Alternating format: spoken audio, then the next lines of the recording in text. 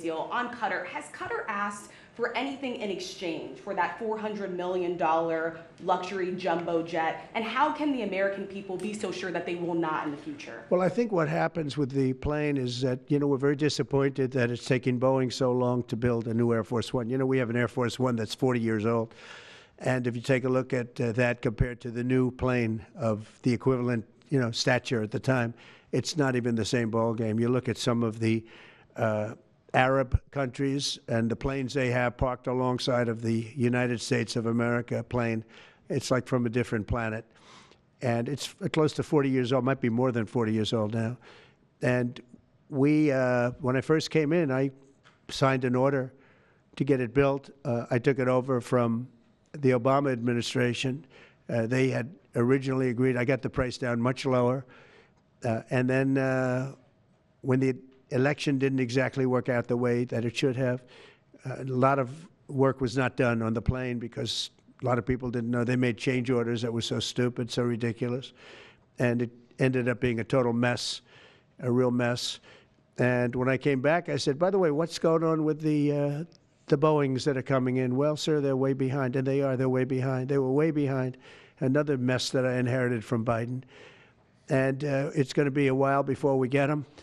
And I think Qatar, who has really, we've helped them a lot over the years in terms of security and safety. I think they, and very, very nicely, and I have a lot of respect for the leadership and for the leader, Qatar. And I think they knew about it because they buy Boeings. They buy a lot of Boeings.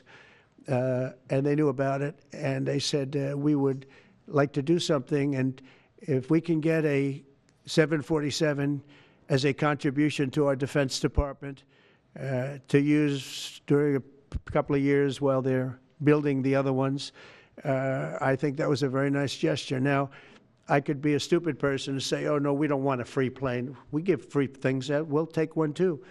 And it helps us out because, again, we're talking about we have 40-year-old aircraft. The money we spend, the maintenance we spend on those planes to keep them tippy-top is astronomical. You wouldn't even believe it. So I think it's a great gesture from Qatar. I appreciate it very much.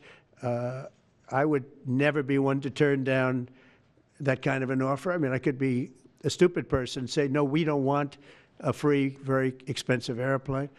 But I thought it was a great gesture. And I think it was a gesture because of the fact that we have helped and continue to, we will continue to, all of those countries, Saudi Arabia, UAE, Qatar, and others, we keep them safe. If it wasn't for us, they probably wouldn't exist right now. And I think this was just a gesture of good faith. And I don't get it. Someday it'll be like Ronald Reagan. They decommission them. They get to a certain age, they decommission them. It'll go to my library. They're talking about going to my library in years out. But I thought it was a great gesture.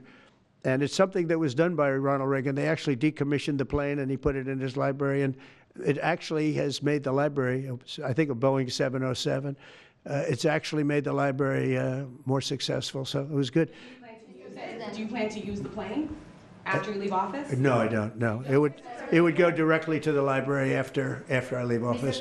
Mr. President, what do you say to people who view that luxury jet as a personal gift to you? Why not leave it behind? You're ABC fake news, right? Why not? Only ABC. Well, a few of you would. Let me tell you, you should be embarrassed asking that question. They're giving us a free jet. I could say, no, don't give us. I want to pay you $1 billion or $400 million or whatever it is. Or I could say, thank you very much. There was an old golfer named Sam Snead. Did you ever hear of him? He won 82 tournaments. He was a great golfer. And he had a motto: when they give you a putt, you say, thank you very much. You pick up your ball and you walk to the next hole. A lot of people are stupid. They say, no, I insist on putting it. And then they putt it and they miss it. And their partner gets angry at them. You know what?